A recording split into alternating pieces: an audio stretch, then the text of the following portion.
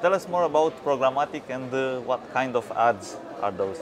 Maybe not the ad itself. Programmatic, it's in general the idea how to sell and to buy the inventory, because we have A way to sell ads. how to sell. So yeah, it's mainly the business for the publishers, because now more and more things, both buying and selling process becoming automatic. So that's the way for the publisher to put their inventory, all kind of the inventory, every potential impression or just unsold inventory, to put to, let's say, kind of a ad exchange program. So they are making this inventory visible to the millions of potential buyers from the world. So if It's like a stock exchange for ads. yeah, it's kind of a stock exchange for the ads, exactly, because it works based on the bidding system. So if you make your impression visible, those millions of potential buyers could bid on these particular impressions on your inventory. So what is the biggest seller in the world of programmatic ads? The bigger seller, probably one of the top publishers. I have no idea who's the biggest seller. It might be like a top publisher, The biggest maybe network? AOL, Yahoo, maybe a top network, probably someone from United States. According to your local market, Romanian, these are definitely top publishers like Ringer, MediaFax, or ad networks like Think Digital, and so on. Okay. You have some sort of connection with fake news phenomenon, since programmatic ads are Fake news phenomenon. because ads appear alongside Yeah. some fake news. Actually, to say the word fake might be used in our business, in our industry in a different way. Okay, there's a phenomenon of fake news, right? And the idea is from the industry, to cut off the fake news, not to, because also the advertisers wouldn't like to be shown close to the fake news or the content they would like to be connected to. But we Exactly. also, There was a backlash in the UK and US with YouTube several weeks ago. That's the one thing, but also there's fake or fraud things we are facing in our industry from the programmatic, which is coming more from, let's say, fake traffic, fake news. That was a big affair at the end of the year 2016, when most of the traffic coming from US through Russian networks, this is funny, were in fact automated generated or bot generated traffic. So you probably, as a journalist, you are facing the problem of the fake news. We, as the industry who is responsible for monetization of the content, we are facing the problems of fraud or fake traffic itself.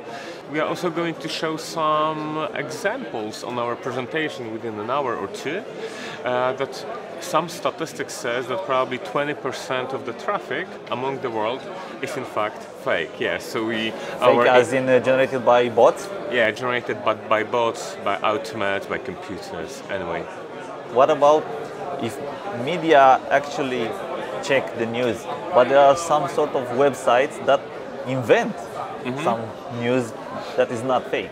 It's pure fraud, and they want to get more reach because they get more money from Google or something. Okay, yeah, media are creating fake news, right? Or let's say, maybe not the media. Something Apologies not for that. media, Yeah, something like entertainment. Yeah, for the entertainment, for anything.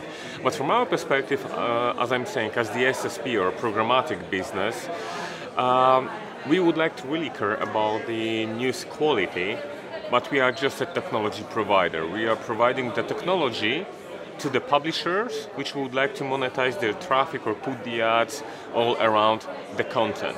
What we are doing from our perspective, we are trying to concentrate only on a premium publisher. So if you are working with a premium publisher with a good brand, So not right? anyone can make money on this. Yes, so there's at least much higher probability that the quality of the news is really good, that the number of potential fake news is not big, but of course there's a This is reprinting. a way to limit the phenomenon. Yeah, exactly. So cut their funds. Yeah. Is there anything important that I didn't ask? From our perspective, what is very important, it's programmatic as itself, because you were speaking mainly from, let's say, journalist perspective, right? From our perspective, we are more technical part. it's something we call like a programmatic as a phenomenon, really a game changer in the publishing industry itself, because there's a new This is not way how someone who sells manually something. It's uploaded in a system, and everyone can check their part. Exactly. So, okay, the whole idea didn't change much because advertisers need to buy the traffic. They are looking for the good traffic to reach their audience. Publishers need to make money Or a good audience. and to sell ads, and good audience, exactly. So that's why I told you we are working mainly with the quality publishers. But programmatic makes that everything automatic, faster, in fact in the real time. What is very important for Romania and very interesting for our perspective, like, okay, we might say that Central and Eastern Europe is a couple years behind Western, right? I'm from Poland in origin. When we started programmatic market a couple years ago in Poland, the main part of the business which was pushing for the programmatic was buyers. These were agencies, advertisers, because that was an easier way for them to buy the good inventory. The publishers saw that as a threat because they thought it's a threat for direct sales or it would decrease pricing. Here in Romania, after a few years when programmatic is already a mainstream source for making money in US, UK, Western Europe, and is becoming very important part here in CEE, here in Romania, these are publishers which are pushing to go into programmatic because for them there's an extra money stream, right? I don't think some of them are not so much let's happy. say this one which we are meeting, they are saying they're definitely open for programmatic, they would like to go into this direction, but buyers here in that region are not yet prepared for that. Some of publishers are quite affected for programmatic because they gain more money instead of Google money, but it's decreasing their revenues from selling directly. Yeah, but it's not a cannibalization. It's not a cannibalization. It's like also there is former CEO of Yahoo said, right? It's like Marissa Mayer. Opposite to programmatic is manual. But anyway, if you look at Magna report, there is Magna report which was published a couple of months ago. It is said that until 2020. Our digital industry will be growing very, very fast globally, including Western, Central Europe, but also Asia, until 2020. So programmatic is the answer to the future? Non-programmatic is staying at the same level, not growing, not decreasing. This is only programmatic which is growing, so we are in fact growing thanks to programmatic itself.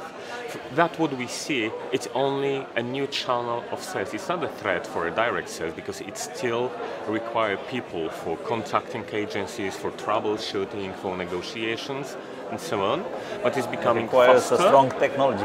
Yeah, it's a technology, it's a new channel. It's definitely not a cannibalization, I told you. Non-programmatic is not decreasing, it's staying at the same level. So programmatic might be something above. New perspective. I hope so. Thank you very much. Okay, thank you very much.